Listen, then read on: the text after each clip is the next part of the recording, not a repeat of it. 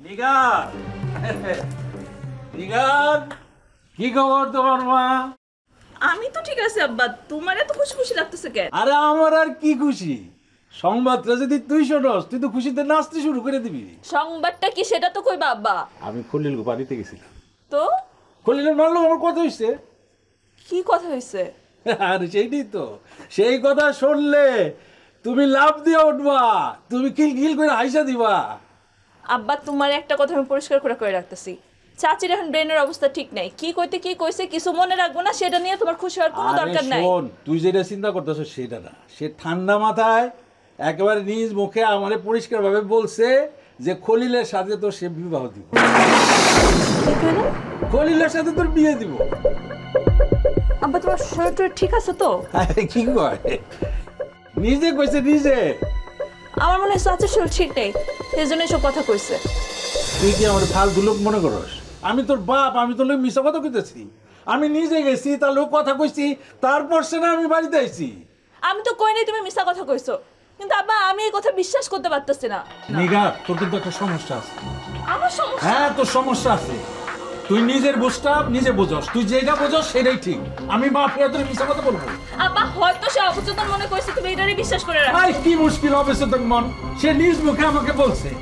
ফালতু কথা কস, তুই সব কিছুই না ওই তোর মতো করে দেখোস। আব্বা আমার বিশ্বাস হইতেছে না, আমার মনে হইতেছে তুমি কোথাও একটা ভুল করতেছো। আরে তুই এরকম করিস না, ভুল করো।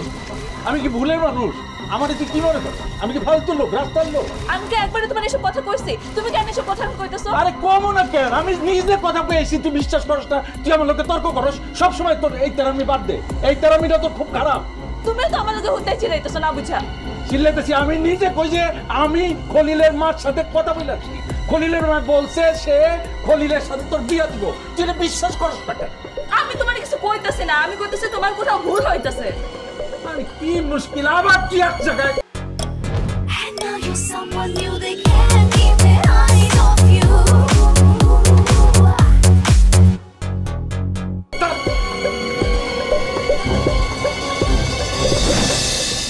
আব্বা যা কইতেছে তাকে সত্যি কেমনে সম্ভব? চাচি, আমার এখনো বিশ্বাস হইতেছে না।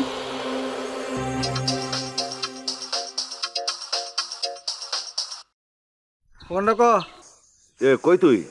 রসুলপুর। রসুলপুরে কি করিস? মুসলিম সরকারি তো নেই। মুসলিম সরকার নেই তাতে কি, মুসলিম সরকারের ভূত তো আছে।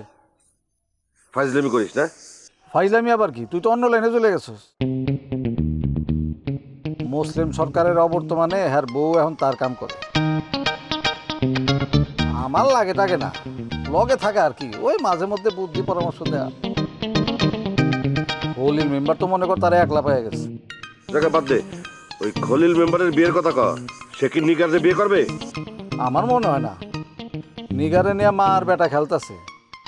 যেভাবেই হোক বাঁকা বিয়ে দেওয়ার চেষ্টা কর, তাহলে আমি একটু বাঁচি। নইলে মনে কর যে আব্বা চাপাচাপি শেষ হবে না, চলতেই থাকবে। হে বেটা, রুহিরে নিয়ে ঠাস করে বিয়ে করে ফেলা না। আরে বাবারে, রুহি এভাবে বিয়ে করতে রাজি না।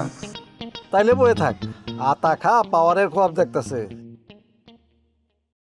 আব্বাস বেগ তার বিয়াই হইলে তার বিশাল পাওয়ার হয়ে যাবে। শালা পেকুব, আসল খবরই জানেন। তো নিগার কি কয়? কি আর কইব, আলগা তাফালিং মারে ঠিকই, ভিতরে ভিতরে হুগায় গেছে। বুঝতে পারছি, বাঁকা একটু দেখ কি করা যায়। আমি কিন্তু খুব চাপে আছি। আচ্ছা ঠিক আছে, দেখতেছি। আচ্ছা রাখলাম তাহলে। রাখ রাখ।